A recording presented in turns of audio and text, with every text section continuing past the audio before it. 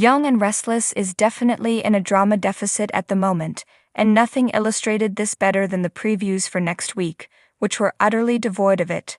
The past week felt like Young and Restless was on life support.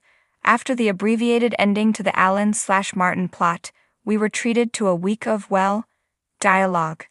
Zero show, all tell. The only soapiness coming courtesy of some mild verbal sparring. Here's some fan reaction. What captured my attention most this week were interpersonal interactions, although I wish they'd be taken to another, soapier level. Lily and Damien have chemistry.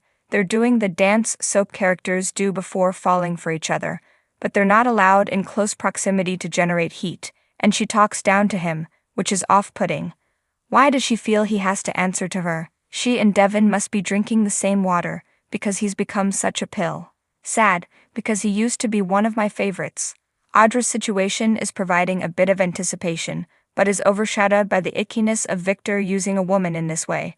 Diane confronted Michael and Nikki confronted Victor about going after Jack, but we've been on this same script for eons and nothing ever escalates.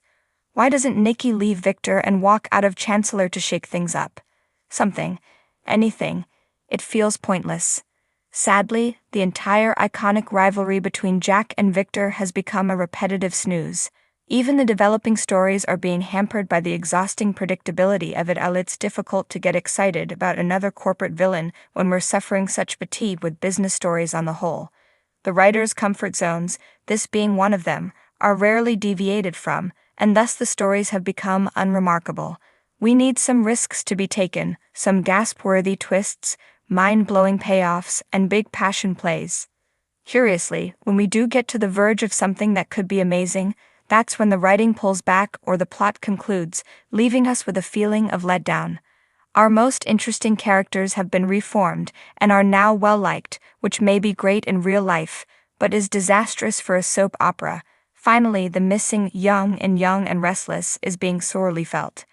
The generations that should be making messy mistakes and causing all sorts of melodrama are either non-existent or behaving like 60-somethings.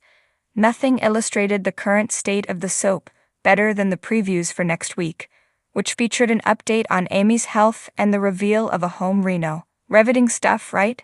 In what might have been the only bit of an eyebrow raiser, Daniel and Tessa appeared to be spending time together again, which left me wondering if the writers are eyeing the idea of pairing them up. Do you think they'll go there? Vote below.